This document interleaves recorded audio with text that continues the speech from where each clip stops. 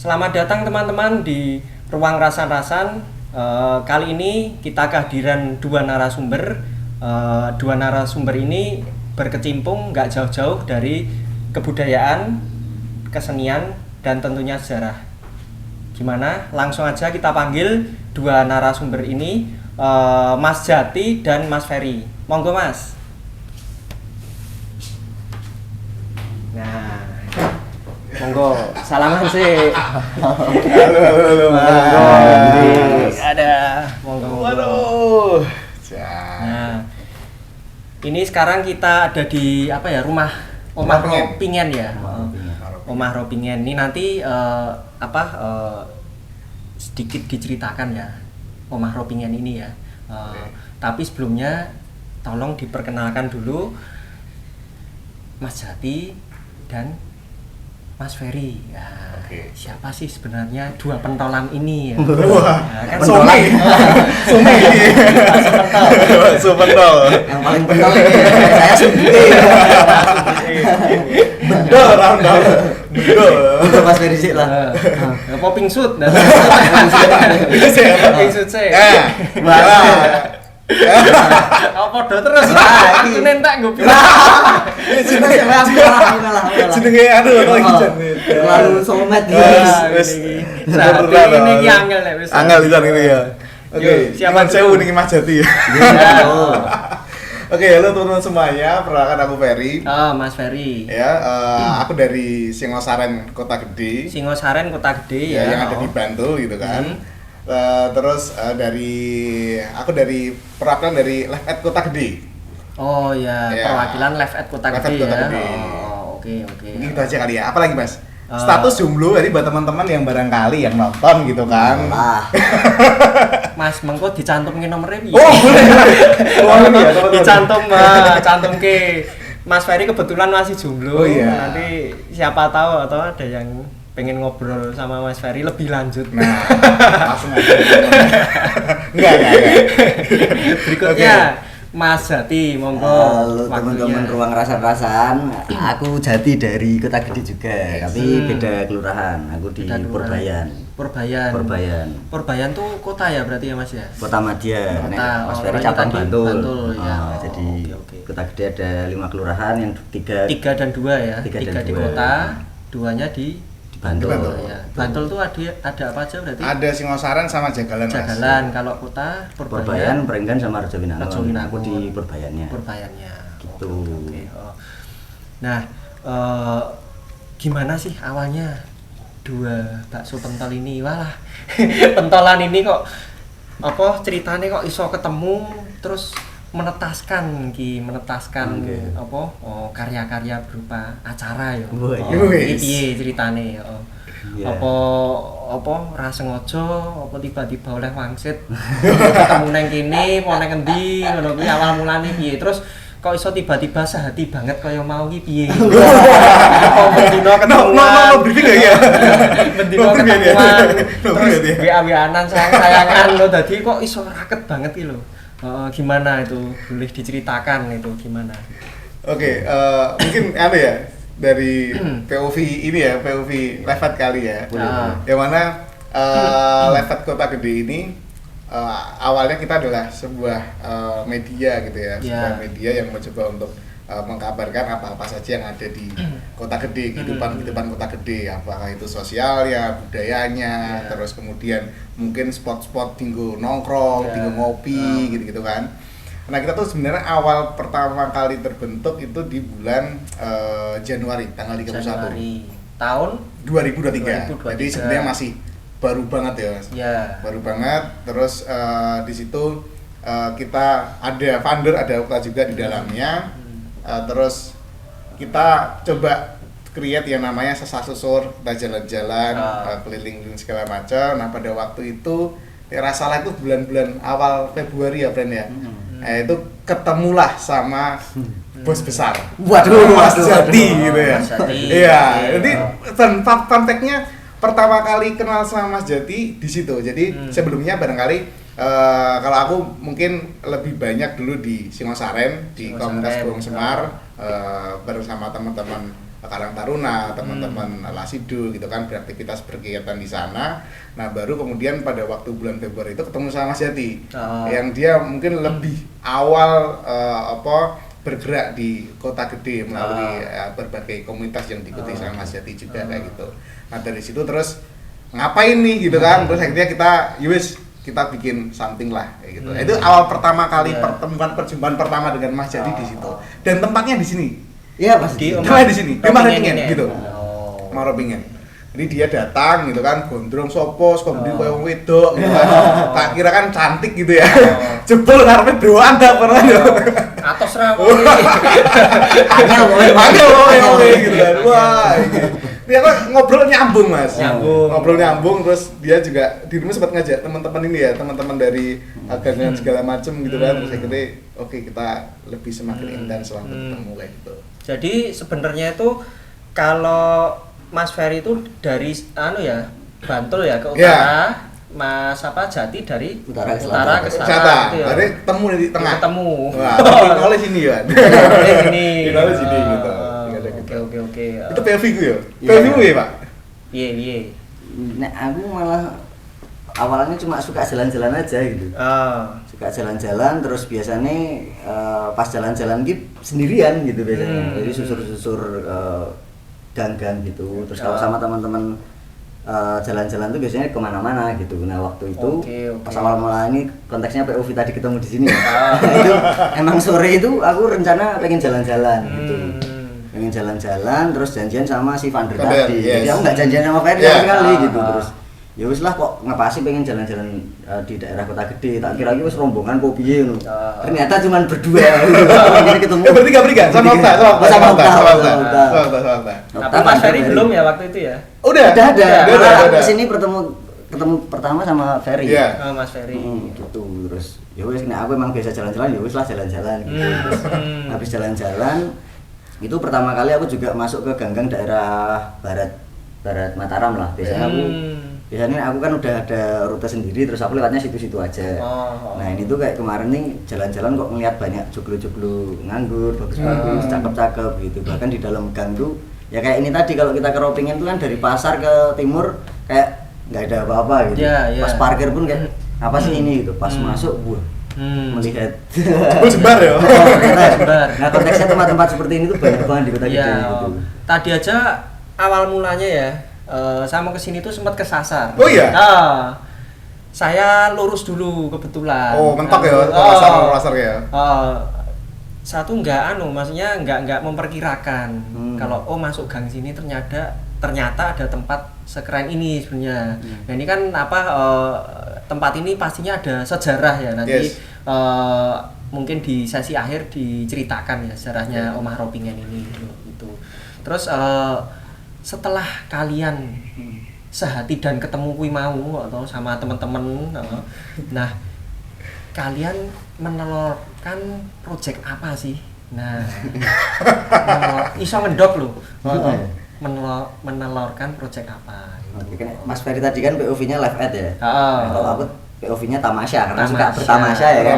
Tamasya mata ya. Tamasya mata awalnya gitu. Tamasya mata tapi sebenarnya tuh awalnya pengen cuman kayak apa ya, kita geraknya di gastronomi gitu loh. Atau lebih ke ini tamasyanya ya. Tamasya mata. Nanti sebelumnya akan bertelur menjadi tamasya karsa itu. Awal mulanya juga cuman suka jalan-jalan terus mengunjungi produsen-produsen kreatif di Kota Gede gitu yang mungkin tidak terjamah sama mass tourism gitu ya. Jadi mungkin kalau orang berwisata pakai bis atau pakai mobil besar gitu kan biasanya udah template tuh. Yang terkenal itu aja gitu. Nah, kita mencoba memperkenalkan membuat jalur alternatif bahkan ke para istilahnya mungkin contohnya ada di Kota Gede ada khas Yangko gitu. Waktu itu kita mengunjungi Yangko Mira yang ada di Prenggan karena itu jauh dari jangkauan wisata gitu. Dan pas kita ke sana, wah Mas kita belum pernah ada kunjungan. Nah, misalnya kayak gitu. Wih nggak apa-apa, malah kita harus nyoba gitu. Karena biasanya kalau ngomongin wisata ada revenue stream ekonomi traffic gitu secara sektoral gitu ya. itu kan katanya juga kalau bisa masuk ke ganggang itu bagus gitu. Tapi ternyata belum begitu optimal di Kota Gede. Nah, kita nyoba buat jalur-jalur alternatif ke tempat-tempat kayak gitu. Itu sampai nyentuh cara bikinnya gitu-gitu. Betul. Ya, sampai diajarkan. Betul.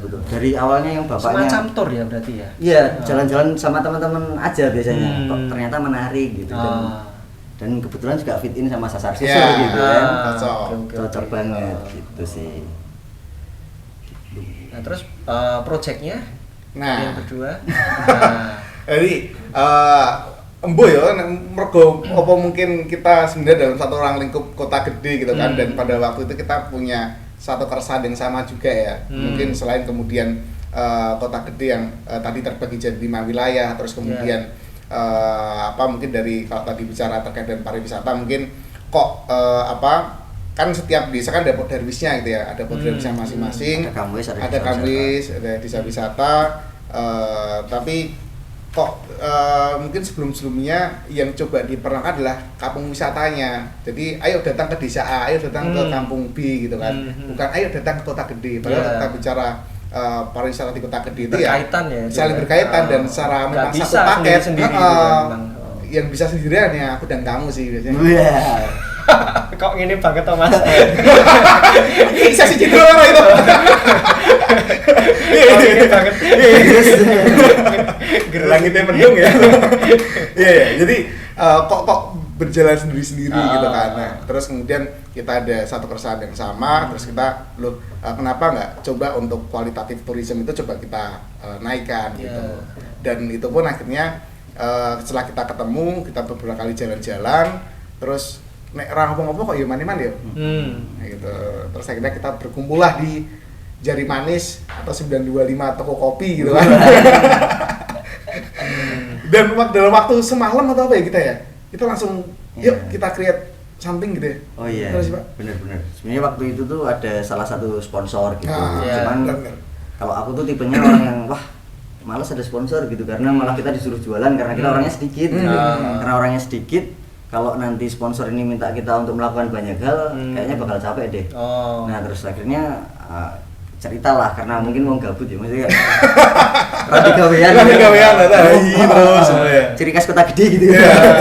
Malam tidak ada kerjaan, nongkrong di angkringan atau di mana ngobrol lah. Dari ngobrol itu biasanya jadi sebuah acara cetusan gitu, dan itu banyak banget sih sebenarnya di Kota Gede ya. Kayak misalnya di Prenggan itu ada Jumat Legen gitu kan, itu setiap selapan mereka membuat panggung untuk siapapun bisa tampil di situ. Itu kan menarik banget, dan kita sebenarnya juga konteksnya ya cuma duduk gini bercerita.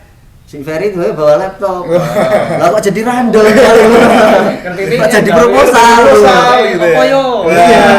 Padahal cerita aja gitu kan, karena lagi konteksnya waktu itu pas kita jalan-jalan terus di Mataram, di Mataram gitu kan, terus Ferry ngomongin tentang placemaking gitu kan. Placemaking ini bahasa yang sangat aneh banget ya. Terus aku ngobrol tentang pendopo sebenarnya placemaking versi kita ke zaman Raina, dari zaman dahulu kala gitu. Orang mengadakan arisan atau sunatan gitu kan, apapun lah gitu. Rapat-rapat itu kebanyakan di pendopo gitu. Dan itu public space. Dan dia mungkin bagian dari peradaban yang panjang ya. Dia bisa jadi sanggar ya kan. Orang nari, gamelan dan yang lain-lain gitu kan, yang tidak terputus gitu. Nah itu sebenarnya juga sudah sangat dekat sama kita gitu. Kita nggak usah menunggu istilah-istilah dari luar gitu kan. Kreatif book apa kan. Setelah itu di pendopo kan biyen gitu. Sebelum ada ini ya, sebelum ada envelope dan segala macam. Iya, kita jauh ternyata udah ada tuh placemaking gitu ya. Otaknya dua ide. Mbak wis mikir kayak itu gitu. Iya, betul sekali. Dan ternyata itu juga tercermin juga kalau kita lihat di pendopo-pendopo Kota Gede gitu ya. Di jungkul-jungkul Kota Gede itu tiangnya ini dia ada di bawah, Pak. Bukan ada di atas gitu. Nah, ketika kita tanya sama Simbah kok ngono opo gitu kan. Ya karena filosofinya ya. Nah, karena gue ngelari kloso nih ben kepenak gitu. Jadi nek nggawe acara nggih opo orang ganggu. Iya, tidak mengganggu ning cagake gitu. Ben ergonomis gitu. Ben nyaman gitu. Itu dipikir kayak kejadian biyen lho, edan ya gitu. Beda sama yang di keraton. Iya, kalau di keraton digelari kloso tuh rada susah. Kalau di Kota Gede pendoponya itu sangat enak banget untuk gelari kloso wedangan. Wah, itu valid banget. Ngomong-ngomong wedangan. Iki. Nah, apa iki Mas? Ini pinter. Jamu Mbak Tuk. Jamu Mbak Tuk. Iya nek dirasake. Oke. Seger-seger lho iki. Oke. Yuk. Ayo toh. Oke. Suwi. Ngerasani Mbak tuh ya. Matur nuwun nih Mas Pandu iki ya. Mas Pandu ini juga. Kota gede juga nih, Kota Desa. Selalu sponsor juga. Iya, Kota Gede juga. Dan ini pun juga menemani kita di setiap pagelaran setiap acara pasti kita ada dari awal sampai akhir, di setiap pasti ada terus. Oke. Besar atau kecil gitu dia pasti support terus. Asli Kota Gede ya. Asli, ciri khas Jawinangun. Dia fokusnya emang lebih ke jamu-jamuan daerah sana. Geri. Rasanya plong. Rasanya plong. Seger.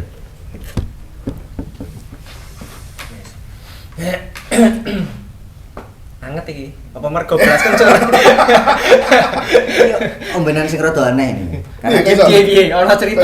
Dingin tapi kok anget ya piye? Dingin tapi anget tuh. Menenangkan. Ya memang gitu sih. Iya.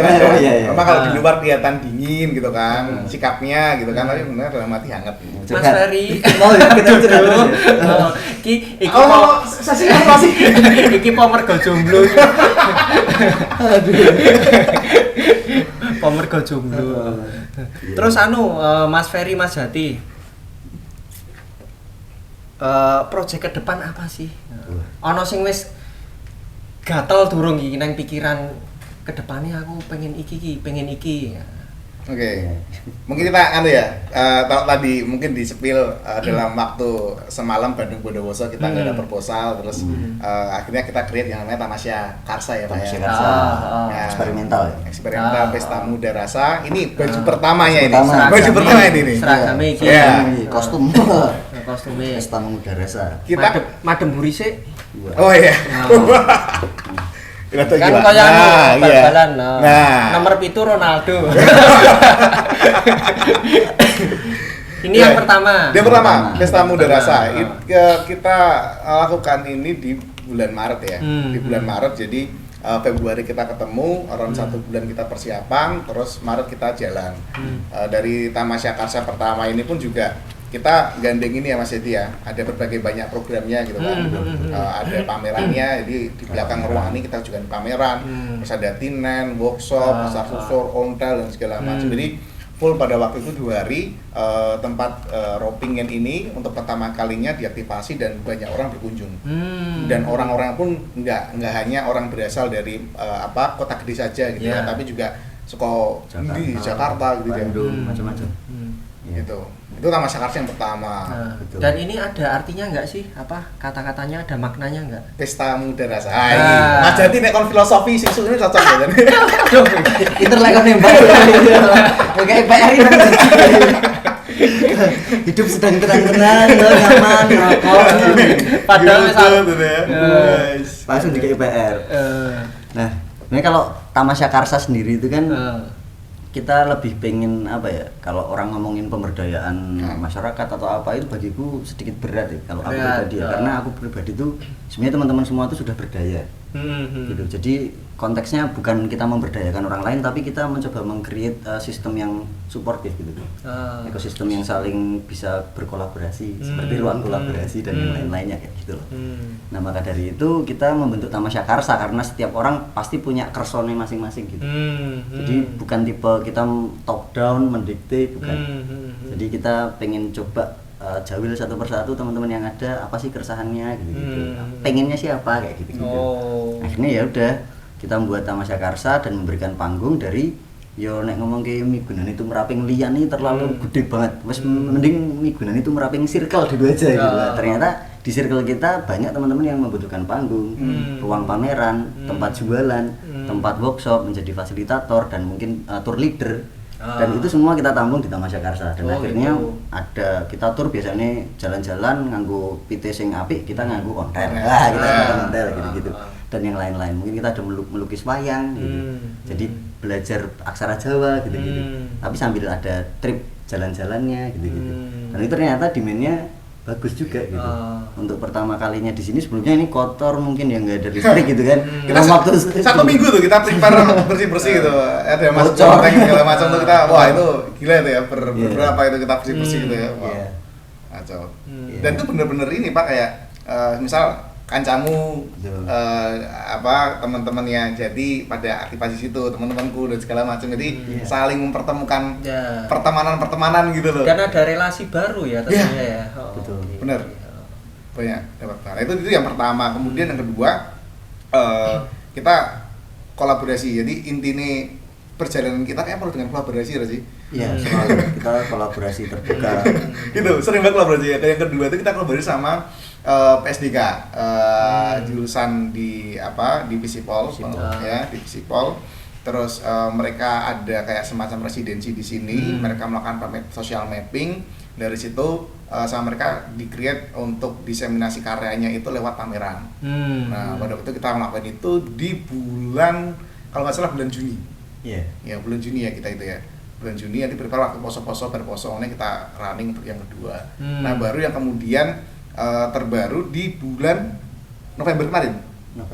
Ya kita create kita di inilah kemudian gaung resonansinya tuh sampai ke bapak-bapak atau ibu-ibu yang budaya-budaya Kota Gede gitu, terus akhirnya dilirik, terus untuk pertama kalinya Festival Budaya Kota Gede itu dipegang dan dipercayakan oleh teman-teman dari Sarekat Remaja Karsa.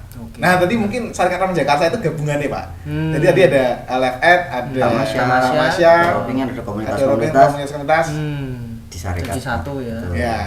Karena tempat ini adalah tempat pertama kalinya Sarekat Merah. Islam Merah ketemu gitu. Kita pengen ada ini ya. Berarti ini perlawanan ya. Ada sejarahnya ini. Apa ini? Bersejarah kan? Wah, itu sangat bersejarah sekali. Bocoran dong. Wah. Dulu Pak Karno rapat kayak gini ya. Iya. Di sini kayak di sini. The next Pak Karno itu. Atau the next gubernur. Enggak. Gubernur Jawa Tengah.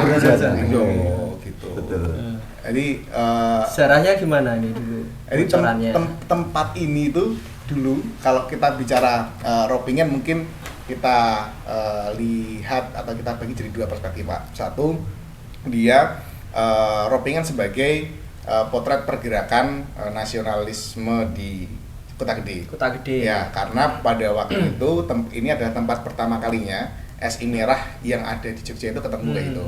Bahkan sempat dipaparkan juga kayak Semaun itu dulu pernah di sini. Soekarno itu dulu pernah di sini juga gitu. Jadi tempat ini kalau memang dilihat dari ini ya, dilihat dari layoutingnya, dia tadi masuk gang sempit atau terus ini juga cukup tertutup juga dan bahkan sebenarnya di depan situ pun biyen omah anang benteng barang gitu. Dan di sini pun dari ruangannya pun ada ruang penjaganya. Jadi kalau dulu ceritakan kalau dulu ada orang ketok-ketok itu yang keluar bukan yang punya rumah tapi penjaga DC. Bahkan pintu exitnya tuh juga banyak juga. Jadi emang tempat ini cocok banget ya buat dari tempat untuk pergerakan persembunyian kayak gitu. Itu yang pertama. Yang kedua, kita lihat Ropingen sebagai potret ekonomi kreatif di Kota Gede. Karena tempat ini di bagian belakang gitu, nanti bisa dilihat juga itu dulu dijadikan sebagai tempat berproduksi tenun sama juga batik kayak gitu. Tenun dan batik. Ya, dulu ada di sini kayak gitu. Jadi istilahnya karena dulu sebenarnya Kota Gede ini Mas Jadi nanti bisa bicara banyak terkait dengan ekonomi kreatifnya di Kota Gede karena pada zaman itu nggak hanya perak saja tapi juga industri lain juga menyertai Kota Gede sebagai pusat industri kreatif di Jogja gitu ya. Ada macam-macam ya sebenarnya ya. Iya, malah batik sama tenun itu lebih dulu daripada perak sebenarnya. Di Kota Gede cuman memang gaungnya yang lebih awal. Gaungnya tinggi perak ya. Betul. Jadi juga bisa dibilang Ropingen juga rumah budaya sebenarnya gitu. Rumah budaya. Akhirnya juga cagar budaya kan di sini. Cagar budaya juga. Karena dari tempatnya ini juga masih lengkap gitu kan, secara tata ruang di sini ada peringgitan gitu sebagai tempat yang semi privat, di sana ada pendopo sebagai public space dan di dalam sebagai private space itu masih lengkap banget. Dan sama teman-teman diaktifkan kembali ya. Diaktifkan kembali dan ketika membuat event pun acara yang publik bakal di situ gitu kan. Di sini juga untuk sosialisasi, talk show dan di dalam juga tetap ada workshop yang bentuknya private kayak gitu sih. Jadi mengejawantahkan secara filosofi dulunya gitu ya. Jadi dulu kemarin di sini kita juga pada waktu Tamasya Karsa yang kedua ya Pak ya. Kita kolaborasi sama Dul Kembar gitu. Sama Ivana Vivi. Mana Vivi. Dan kemarin Mudoroso ini juga nih juga. Karena mungkin lebih intimate, dia lebih pengen menyampaikan kegelisahan itu kita kasih ruang di dalam. Karena memang fungsinya dulu sebagai ruang private di dalam gitu. Tadi sempat jalan-jalan memang privasinya memang terjaga beneran ya tempat ini ya. Jadi tempat-tempatnya tertutup atau apa itu seperti itu. Yes. Dan bangunannya masih terjaga ya, kelestariannya masih terjaga, kayu-kayunya, barang-barangnya gitu. Benar. Oke. Terus mungkin ini yang terakhir nih Mas Ferry. Aduh. Harapannya nih, harapan Mas Jati dan Mas Ferry piye iki ke depannya? Mas Jati. Cepet Mas Jati sih. Kok Mas Jati sih? Aku ngerti jane iki. Mas Ferry mikir. Iya, jadi harus mikir apa ya? Ini kan gantian mau piye. Mas Jati terus kok nyontoh deh. Tinggal nambah ya sebenarnya harapannya itu beberapa sudah terlaksana ya, karena kita punya harapan kan sejak awal pas ketemu gitu kan. Pas ketemu pun ngobrol tentang placemaking itu sangat abstrak sekali gitu. Apakah bisa gitu kita sebagai anak muda di kota gede gitu, nggak punya properti, nggak punya tempat gitu, uang sangat mungkin kalau orang-orang tua punya tanah wakaf di dalam-dalam yang bagus seperti ini gitu, itu bahkan mereka sendiri susah untuk mengelolanya gitu, mengaktifkannya sebagai ruang publik itu juga susah gitu kan. Nah ternyata kita membuktikan itu di Taman Syakarsa pertama gitu, bahkan tempat yang mungkin masyarakat setempat gitu belum pernah masuk ke sini pun akhirnya bisa tahu ini dalamnya kayak gini gitu. Yang mungkin sebelumnya lewat sini aja takut, akhirnya datang ke sini untuk jadi lebih tahu ya. Jadi tahu dan bahkan ikut acara kayak gitu sih. Jadi ya harapannya dengan adanya Sarekat gitu ya, dengan adanya perkumpulan dari beberapa komunitas dengan fokus masing-masing di bidangnya gitu, kita bisa lebih membuka ruang kolaborasi terhadap ruang-ruang yang belum tersentuh gitu. Jadi lebih ke membiasakan teman-teman juga berada di ekosistem yang suportif gitu kan. Karena mungkin kalau sebelum-sebelumnya terjadi banyak sentimen sektoral dan yang lain-lain gitu kan, ya mungkin kita bisa masuk untuk lebih beradaptasi, membawa ekosistem yang suportif tadi gitu sih, kurang lebih gitu sih. Jadi harapanku itu menjadi sesuatu yang di depannya kalau teman-teman ini punya acara duwe gawe gitu kan, akhirnya kita membuat Kota Gede duwe gawe. Itu akhirnya untuk mewadahi tadi Festival Budaya Kota Gede. Ini salah event yang terbesar yang kita handle, karena itu konteksnya langsung dari provinsi gitu lebih kan. Luas ya. Lebih luas, terus kita suruh handle secara full kan.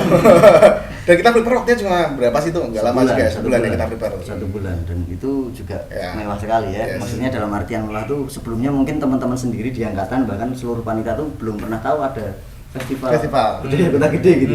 Dan setelah dihandle sama anak-anak akhirnya lebih banyak yang tahu dan mau ikut urun tenaga gitu. Jadi lebih mengenal ya. Lebih mengenal. Nah, ya kita pengen ekosistem yang seperti itu terus dibawa gitu untuk hal-hal yang lain gitu. Kalau konteksnya yang kemarin belum bisa merespon mungkin Ramadan, nah besok Ramadan juga kan kita respon. Kita spill kali ya. Mungkin kita belum respon kemarin di daerah Mataram, nah mungkin besok kita buat apalah di Mataram situ gitu. Kurang lebih kayak gitu sih harapannya. Terus Mas Ferry? Waduh, ini lengkap kabeh Mas, ini Mas. Masih banyak loh. Kita bakal buat pagelaran tari. Oh iya.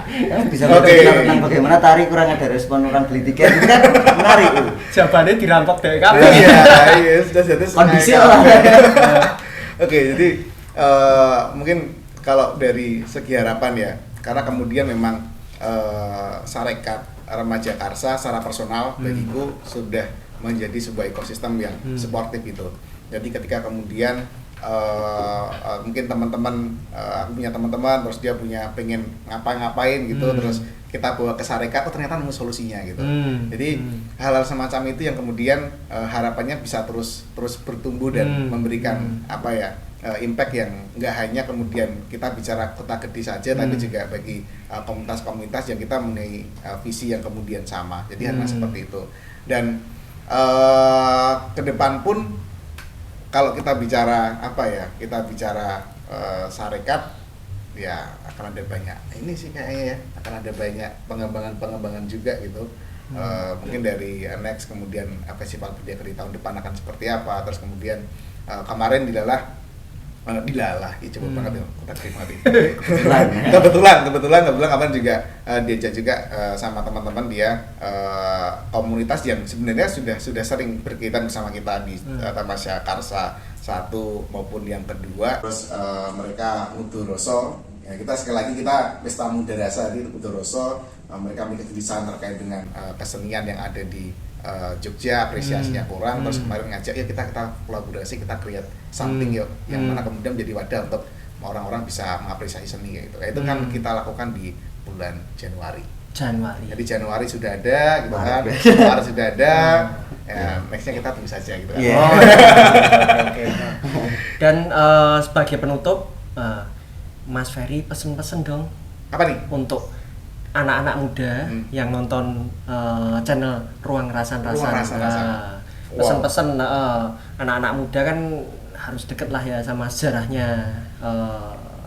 Kalau kita lingkupnya lebih sempit ya, kotanya kita sendiri, kota Jogja khususnya kota gede. Yeah. Nah itu seperti apa?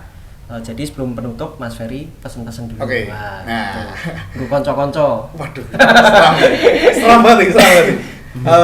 Gitu teman-teman, ini satu hal yang barangkali aku percaya itu mungkin dari SMA gitu ya, SMA kuliah terus kemudian sampai sekarang, bahwa besar kecilnya sebuah ruang lingkup di mana kita beraktivitas itu bukan menjadi persoalan gitu.